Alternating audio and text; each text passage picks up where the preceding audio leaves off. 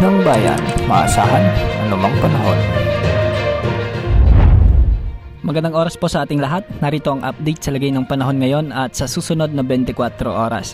Sa kasalukuyan ay southwest monsoon na lamang ang weather system na nakakaapekto ngayon sa ating bansa, lalo na sa kabuuang bahagi ng Luzon at Visayas. Dahil dito asahan ng mga pag-ulan dulot ng habagat sa bahagi ng Zambales at Bataan. Ang mga lugar na ito ay posibleng makaranas ng mga katamtaman hanggang sa kung minsan ay malalakas na pagbuhos ng ulan na siyang posibleng magdulot ng mga biglaang pagbaha at pagguho ng lupa. Samantala makakaranas naman ng mga pabugsong pag-ulan ang La Union, Pangasinan, Ilocos Sur at ilang bahagi ng Ilocos Norte. Dulot pa rin ng habagat kaya posible rin ang mga biglaang pagbaha at pagguho ng lupa, lalo na kung may mga katamtaman at malalakas na pag-ulan.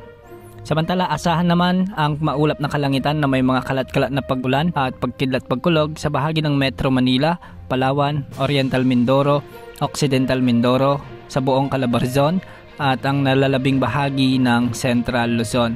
Ito ay dulot pa rin ng southwest monsoon o habagat, kaya posible rin ang mga katamtaman na kung minsan ay may mga kalakasang pag-ulan.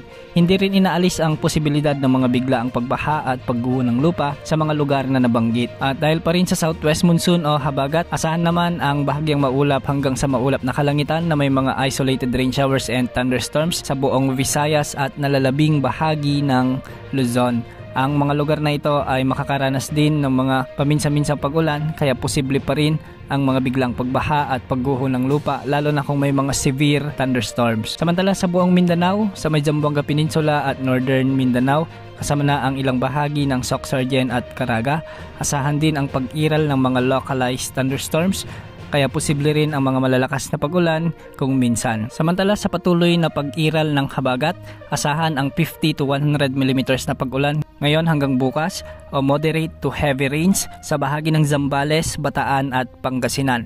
Pinag-iingat po natin ang ating mga kababayan sa mga lalawigang nabanggit dahil posibleng magdulot ang mga pag-ulan ng mga biglaang pagbaha at pagguho ng lupa. Samantala bukas hanggang sa hapon ng Sabado, may mga pag-ulan pa rin dulot ng habagat sa bahagi ng Zambales, Bataan, La Union, Ilocos Sur, Pangasinan at Ilocos Norte. Ang mga pag-ulang ito ay nasa moderate to heavy o katamtaman hanggang sa malalakas na pag-ulan. Posible rin ang mga biglang pagbaha at pagguho ng lupa sa mga lugar na ito. At pagsapit naman ng hapon ng Sabado hanggang hapon ng Linggo, inaasan pa rin may mga pag-ulan dahil umaakyat ang habagat patungo sa Batanes, Babuyan Islands at Ilocos Norte.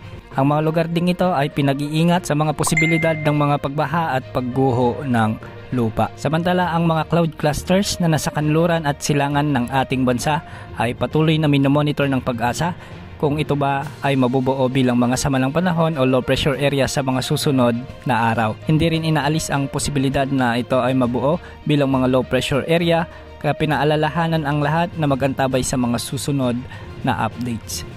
Yan ang update sa lagay ng panahon. Ito pong weather update ng bayan, maaasahan anumang panahon.